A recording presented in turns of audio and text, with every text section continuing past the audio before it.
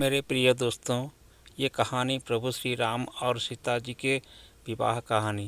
कृपा करके ये कहानी वीडियो देखना ना भूलिएगा। जय श्री राम। अच्छा लगे तो ज़रूर लाइक, शेयर और सब्सक्राइब करिएगा।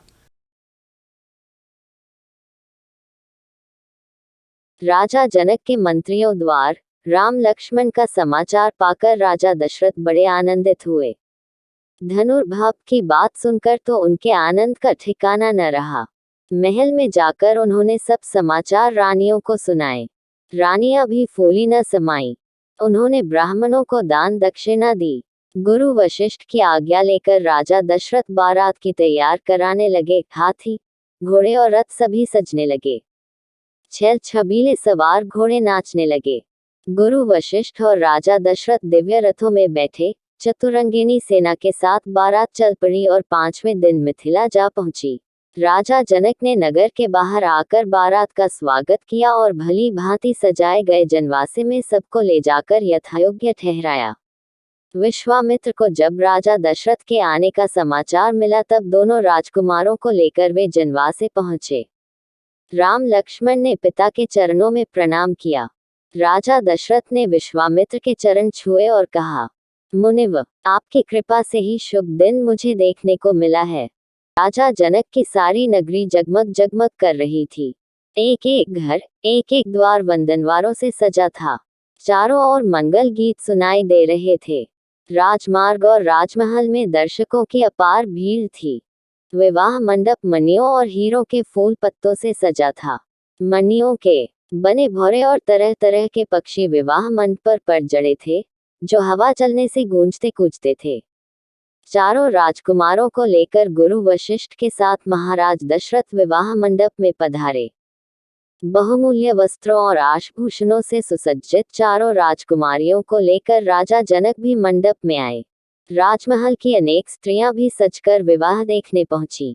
राजा जनक सीता को दिखाकर महाराज दशरथ से बोले, राजन, यह मेरी बड़ी बेटी सीता है जो मुझे हल चलाते समय पृथ्वी से मिली थी। आपके वीर पुत्र श्रीराम ने मेरा प्रण पूरा कर इसे वरण करने का अधिकार प्राप्त किया है।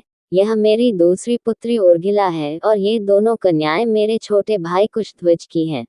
बड़ी का नाम मांडवी है और छोटी का श्रुतकीर्ति। मेरी इच्छा है कि सीता के विवाह के साथ इनका भी विवाह हो जाए। लक्ष्मण के लिए उर्मिला को, भरत के लिए मांडवी को और शत्रुघ्न नए को स्वीकार कर मुझे कृतार्थ करें। जनक के प्रस्ताव को राजा दशरथ ने सहर्ष स्वीकार कर लिया। तब अग्नि के सामने चारों कन्याओं को अपने अपने पतियों के हाथ में सौंपते हुए राजा जनक ने कहा कि इन कन्याओं को मैं तुम्हारे हाथ सौंपता हूँ। ये छाया की भांति तुम्हारे साथ रहेंगी।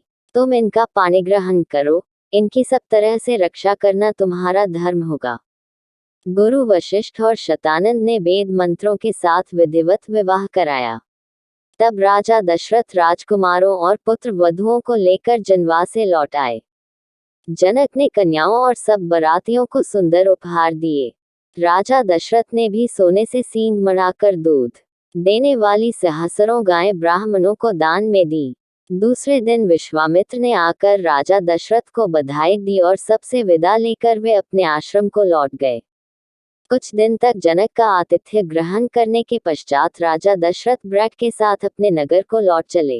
वे कुछ ही दूर गए होंगे कि सहसा भयंकर आंधी सी आई और उसके साथ ही क्रोध की साक्षात मूर्ति परशुराम फरसा और धनुष बाण लिए प्रकट हो गए। उन्हें देखते ही अयोध्यावासी डर के मारे अधमरे से हो गए और राजा दशरथ के तो होश ही उड़ गए।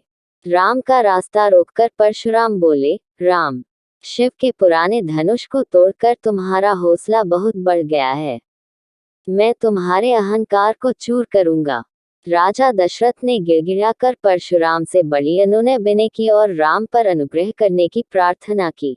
परशुराम ने दशरथ की बात सुनी अनसुनी कर दी और राम से फिर बोले, मेरे इस धनुष को चढ़ाओ। यदि न चढ़ा सके तो तुम तत्काल मेरे फरसे का आहार बनोगे।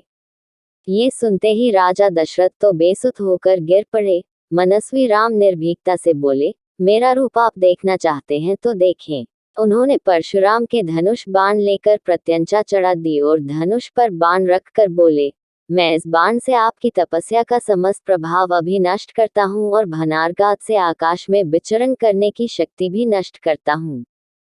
परशुराम हतप्रभ हो गए। उन्होंने राम की स्तुति की और आशीर्वाद दिए और यह प्रार्थना की कि तप का फल भले ही नष्ट कर दे, परंतु मनोगति नष्ट न करे, जिससे मैं महेंद्र पर्वत पर लौट सकूं। श्री राम ने उनकी बात मान ली। परशुराम राम की प्रशंसा करते हुए तत्काल चले गए। परशुराम के चले जाने के बाद बारात आगे बढ़ी। बारात के पहुंचते ही अयोध्या में घर घर आनंदोत्सव होने लगे। गलियों में शंख और मृदंग की ध्वनि गूंज उठी। स्त्रियों ने मंगल गान किए और फूल बरसाए। रानियों ने पुत्रों और पुत्र वधुओं की आरती उतारी। उस समय राजा दशरथ के भवन की शोभा देखते ही बनती थी। राजकुमार शील गुण संपन्न पत्नियां पाकर बड़े प्रसन्न थे। सीता जी के अनुपम रूप, गुण और सेवा से श्री राम और सास ससुर सब प्रकार से संतुष्ट थे। राजकुल में दिन दिन सुख समृद्धि की वृद्धि होने लगी।